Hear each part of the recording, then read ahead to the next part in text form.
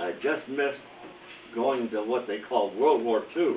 I wasn't drafted then, but then in 1950, I had the real privilege of going to the military and serving in the U.S. Army for 2 years.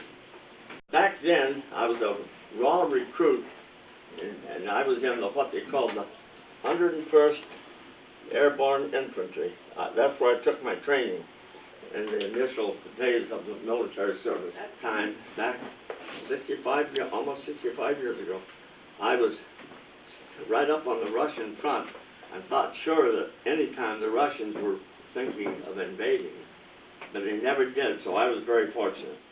That was called the M1 Garand rifle, and this rifle had to become a good buddy of yours, because if you were on the front line, you used it to fire at the enemy. Well, it became my best friend. It was hung right by my bed all the time, from the time that I went in the military, and we had to keep it and keep it clean, keep it working, so that if we got to the front line in the military, we'd have to be able to use it. What we had to do, they had this course set up out on the field where they strung barbed wire just about so high all over the course, and they had, within that, they had holes and water, and you had to crawl through about the length of a football field with machine guns firing over your head.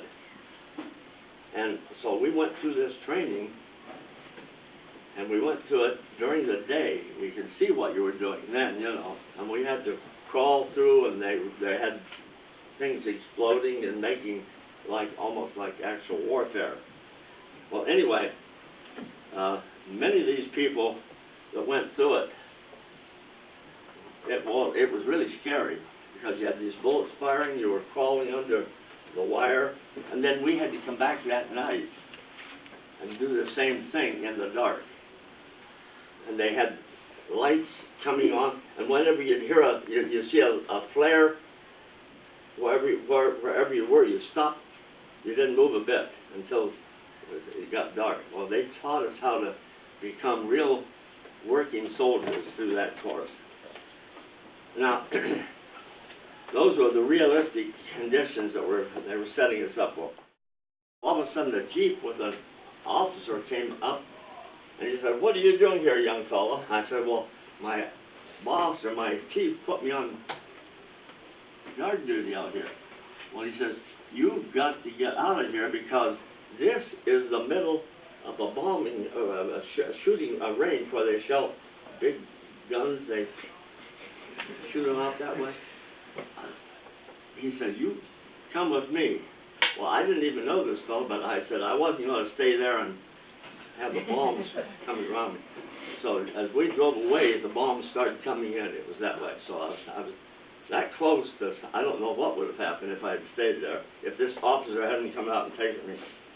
Well, anyway, when I was you know what the targets are, the big targets that they fire on?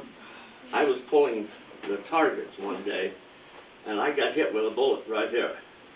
But it had ricocheted, and it made my arm sore, but fortunately it wasn't. So I had several close calls.